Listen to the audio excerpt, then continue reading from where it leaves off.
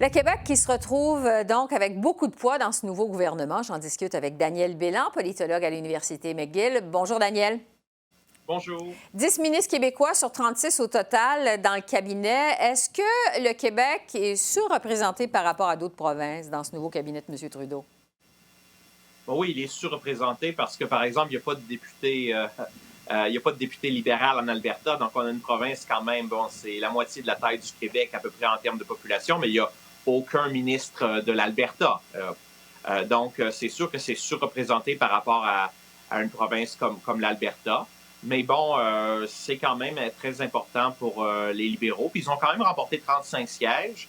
Et bon, il faut montrer, surtout avec le retour du Bloc à l'avant-scène, il faut que le gouvernement libéral montre que, bon, vraiment, il se préoccupe du Québec et que le Québec a du poids Ouais. au sein du gouvernement et surtout du cabinet. Donc, c'est sûr que si les libéraux avaient plus de députés dans l'Ouest et dans les provinces où ils n'ont pas de députés en ce moment, je pense qu'il y aurait peut-être un peu moins de ministres québécois, mais ils ont pas. Bon, en ce moment, c'est sûr que si on. C'est pas seulement le Québec, hein, c'est aussi, il faut regarder là, à peu près la moitié du cabinet, c'est en gros la région de Toronto et la région de Montréal. Oui. Donc, Parler du retour du Bloc québécois, là. avec ça amène le retour du Oui. poste de lieutenant du Québec. On le sait qu'il va à Pablo Rodriguez. Le premier ministre Trudeau l'avait mis de côté lors de la composition de son tout premier cabinet des ministres en 2015. Expliquez-nous en quoi c'est un poste qui, historiquement, avait toujours été important dans un gouvernement fédéral, le poste de lieutenant du Québec.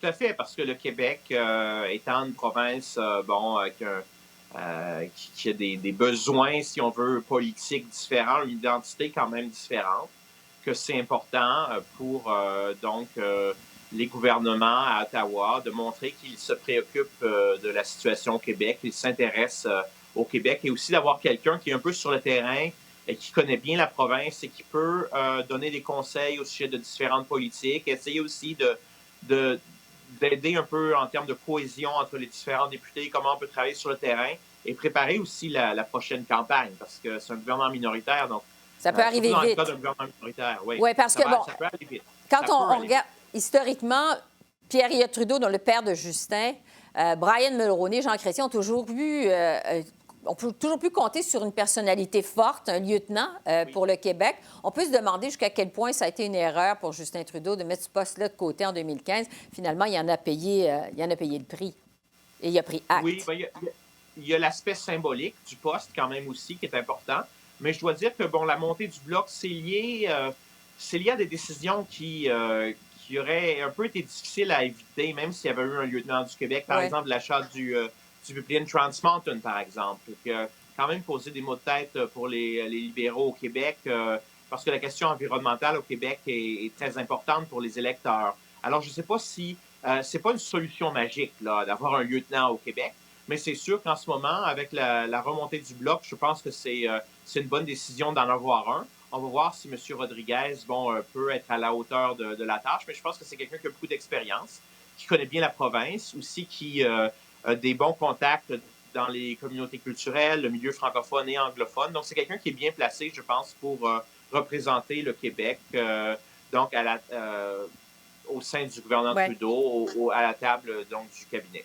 On verra évidemment ce que ça donne, mais il y a une chose qui est certaine, c'est qu'on va entendre parler beaucoup de collaboration au cours évidemment des prochains jours, des prochaines semaines et des prochains mois avec un gouvernement minoritaire. Un gouvernement qui s'est même montré aujourd'hui ouvert à modifier les lois qui compliquent l'exploitation d'hydrocarbures. Est-ce que vous croyez que ça donne le ton à ce qui s'en vient, justement? Ben, dans une situation de gouvernement minoritaire, je pense qu'il faut montrer qu'on est prêt à faire des compromis, qu'on est prêt à accommoder les différentes provinces, les différentes régions du pays, tout en défendant bon, l'unité nationale, parce que c'est quand même une caractéristique des libéraux, surtout, qui mettent beaucoup l'accent sur cette question-là, et surtout depuis bon, Trudeau père et même avant. Là. Donc, je pense qu'ils doivent trouver un équilibre à ce sujet-là. Mais oui, il faut faire des compromis et il faut essayer d'accommoder surtout des provinces comme le Québec et l'Alberta, ou au moins de montrer qu'on est ouvert à des accommodements, on est ouvert au dialogue. Et ça, c'est important, surtout qu'au Québec, on a François Legault comme premier ministre et qui est quand même un nationaliste qui remis le nationalisme là, vraiment au centre des débats, parce que c'était pas vraiment le cas sous M. Couillard ou même M. Charest. Puis bon, il faut pas oublier, les libéraux au Québec étaient au pouvoir entre 2003 et 2018, avec l'exception du gouvernement minoritaire de Pauline Marois, qui n'a pas duré très longtemps.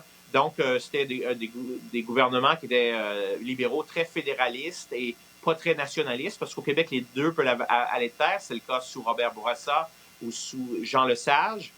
Mais ce n'est pas le cas en ce moment. On a un parti unique au Québec, de la Coalition Avenir Québec, et c'est un parti qui est très nationaliste. Et donc, il faut un peu mettre ses gants blancs et essayer de... Surtout que M. Legault reste encore populaire, un premier ministre populaire.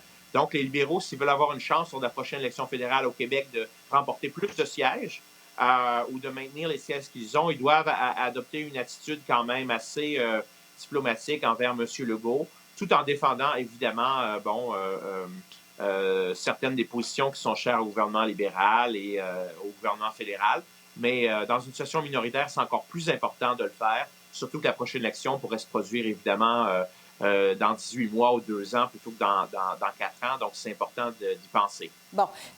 Daniel, il nous reste moins d'une minute. Je veux vous entendre sur la succession de Justin Trudeau parce que, bon, le premier ministre a nommé hier Chrystia Freeland et François-Philippe Champagne à des postes clés. Vraiment, ils sont des poids lourds de ce nouveau gouvernement. Certains observateurs ont jugé que Justin Trudeau prépare sa succession. Qu'est-ce que vous en pensez? Est-ce que c'est le cas?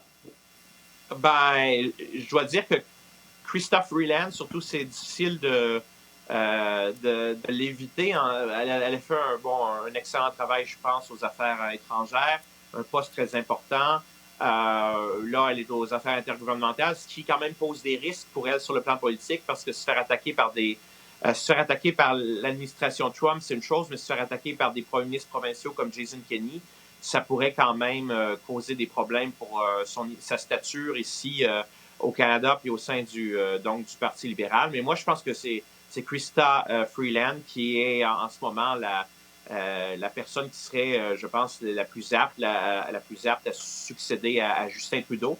Mais ça pourrait changer. Quant à M. Champagne, il est plus jeune, mais c'est une star montante, une étoile montante, une étoile montante pour ce qui est des libéraux au Québec, mais il est encore moins connu à l'extérieur du Québec, donc c'est à lui de faire ses preuves aux affaires étrangères s'il veut avoir une chance un jour peut-être d'aspirer à la chefferie. Oui, et là, il va être vraiment à l'extérieur du pays au cours des prochains mois, le temps que va durer ce gouvernement-là. Daniel Bélan, politologue à l'Université McGill, c'est toujours un plaisir. Merci beaucoup.